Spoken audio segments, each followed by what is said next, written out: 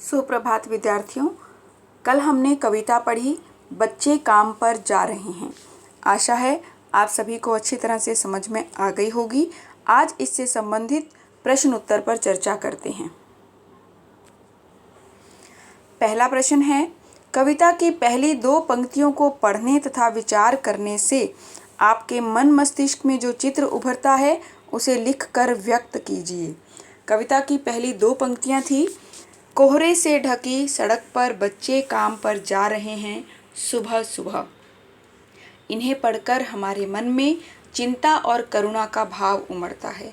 करुणा का भाव इस कारण उमड़ता है कि इन बच्चों की खेलने कूदने की उम्र है, लेकिन भयंकर कोहरे में भी इन्हें आराम नहीं है। पेट भरने की मजबूरी के कारण ही सुबह ठंड में उठे होंगे और ना चाहते हुए भी काम पर चल दिए होंगे।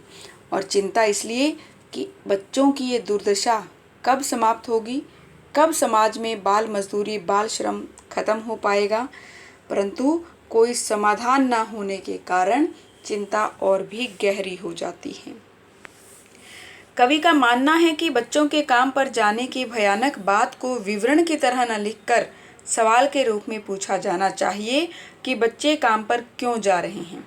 कवि की दृष्टि में उसे प्रश्न के रूप में क्यों पूछा जाना चाहिए। कवि को लगता है कि इस बात को वर्णन की तरह नहीं लिखा जाना चाहिए, क्योंकि जब हम किसी भी घटना का वर्णन करते हैं तो हमारे मन में उसके प्रति कोई भावनात्मक लगाव नहीं होता, ना ही कोई संवेदनशीलता होती है। हम उसके बारे में कुछ नहीं सोचते, सिर्फ उसका वर्णन कर रहे होते हैं। लेकिन जब उसे प्रश्न के रूप में पूछा जाता है तो एक जवाब मिलने की आशा हमें उत्पन्न होती है कि शायद अब इस प्रश्न का उत्तर भी कोई ढूंढने का प्रयास करेगा। इसलिए समस्या से जुड़ाव, जिज्ञासा और व्यथा उत्पन्न करने के लिए ही कवि जो है इसे सवाल के रूप में पूछना चाहता है, ताकि लोग इसे अनदेखा ना करें। सुविधा और मनोरंजन के उपकरणों से बच्चे वंचित क्यों हैं? शायद अपने आर्थिक संकट और मजबूरी के कारण माँ बाप या घर वाले बच्चे को पढ़ाने में सक्षम नहीं हैं। उनके पास इतने पैसे नहीं होंगे कि बच्चों को स्कूल भेज सकें। इसी कारण उनके बच्चे स्कूल नहीं जा पाते। उन्हें काम में भी बच्चों को जो है अपने माँ बाप का हाथ बटाना पड़ता है। और समाज की व्यवस्था सही ना होने के कारण बच्चे जो हैं, गरीब के बच्चे हर सुख सुविधा से वंचित हो जाते हैं। शायद इन्हीं कारणों से ये छोटे छोटे बच्चे मनोरंजन और सुविधा के उपकरणों से वंचित होंगे।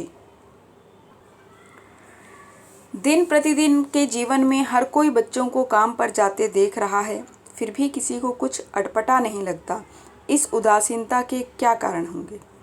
ये बात सही है कि हम हर रोज़ अपने आसपास बच्चों को काम पर जाते हुए देखते हैं, लेकिन हमें कुछ भी अजीब नहीं लगता। इसके कारण हो सकते हैं कि या तो लोग स्वार्थी हो गए हैं, उनके अंदर की संवेदनशीलता खत्म हो गई है। इसी कारण वो अपने आसपास की किसी घटना से अपना जुड़ाव ही महसूस नहीं करते हैं।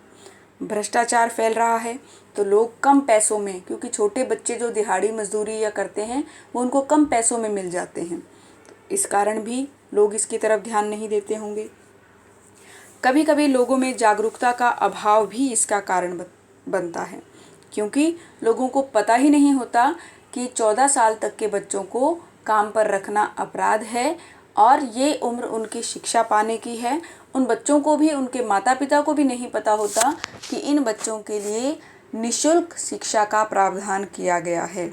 तो इसलिए जो है वो शिक्षा प्राप्त करने की बजाय या परिश्रम करने की बजाय अपने भाग्य को दोष देते रहते हैं।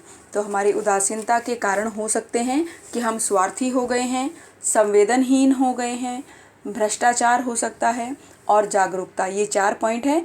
जो आंसर यहाँ लिखा है वो आपको सिर्फ हिंट देने के लिए है। इसका उत्तर आप अपने आप बनाकर लिखने का प्रयास करें।